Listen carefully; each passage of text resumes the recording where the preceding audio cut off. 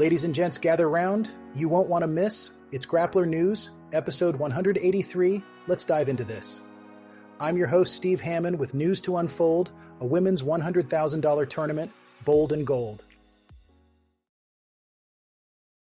Craig Jones, the man with the plan, he's making moves. In the world of grappling arts, he's got nothing to lose. CJI 2 is on the horizon, and it's turning heads with a female tourney where legends tread. It's a first for the promotion, history's being made, a massive prize for women in the grappling trade. The men still have their million, split 5 ways, but the women's champ takes $100,000 in just 2 plays. Jones took to Instagram asking fans to tag the top 4 female athletes who won't lag.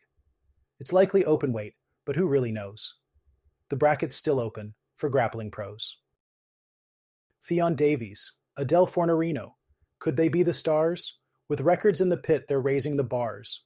Ana Vieira and Rafaela Guedes, ADCC gold in hand, will they join the ranks in this grappling land? No major no-gi events stand in the way, so these top contenders might just say, "Count me in, I'm ready to fight." In this epic tournament, it's sure to be a sight. With history in the making and a prize so grand, CJI 2 is set, with grapplers taking a stand.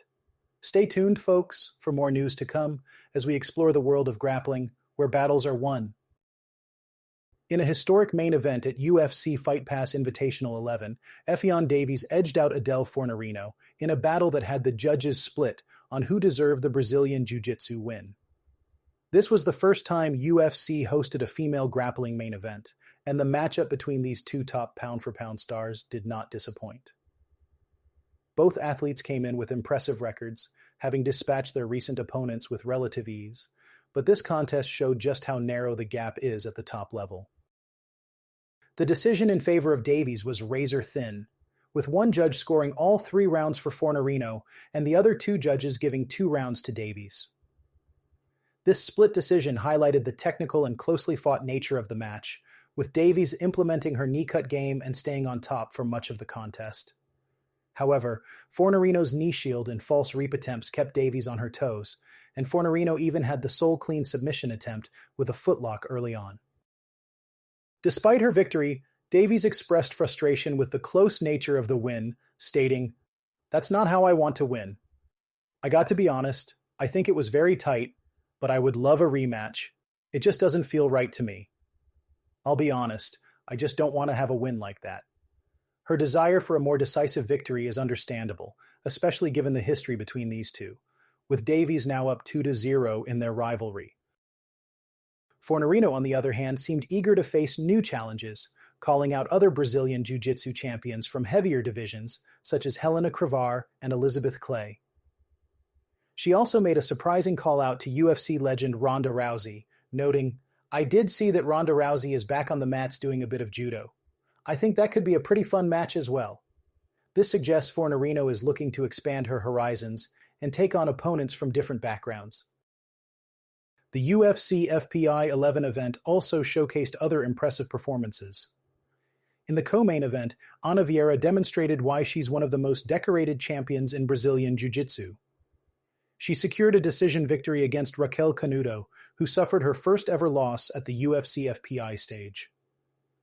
William Tackett, Mason Fowler, and Alex Enriquez also shone at the event with their impressive submission wins, each adding to the excitement of the card. This event was the first to implement CJI-style rules, featuring 3 5-minute rounds and a 10-point must system, aimed at making the matches more understandable to mixed martial arts fans. While some matches went to submission, the new rules encouraged a faster pace and allowed for adjustments between rounds. Whether these changes improved the entertainment value is up for debate, but they certainly added a new dynamic to the grappling contests. Overall, UFC FPI 11 was a significant event in the world of Brazilian Jiu-Jitsu, not only for its historic main event, but also for the high-level performances across the card. As the sport continues to evolve, events like these highlight the depth of talent and the potential for exciting matchups in the future.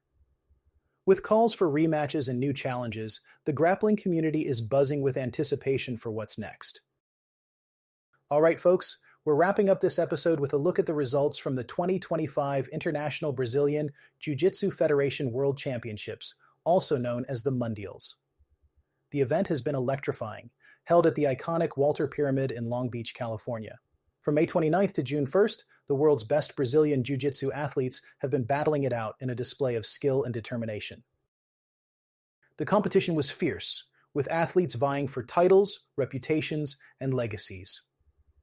Highlights included some intense matchups in the blue and purple belt divisions, where new talents emerged and seasoned competitors showcased their prowess. The open class, as always, was a spectacle of unpredictable outcomes and thrilling battles. In the blue belt division, we saw Michael Luiz B. Costa from Octa Brazilian Jiu-Jitsu taking the rooster weight category, while Jacob M. Hamoen from Marcio Andre Jiu-Jitsu dominated the middleweight division. On the female side, Caitlin Danica Schmidt from Marcio Andre Jiu-Jitsu claimed victory in the rooster weight, and Taina Samila de Souza Guimarães from Melqui Galvão Jiu-Jitsu topped the light feather category.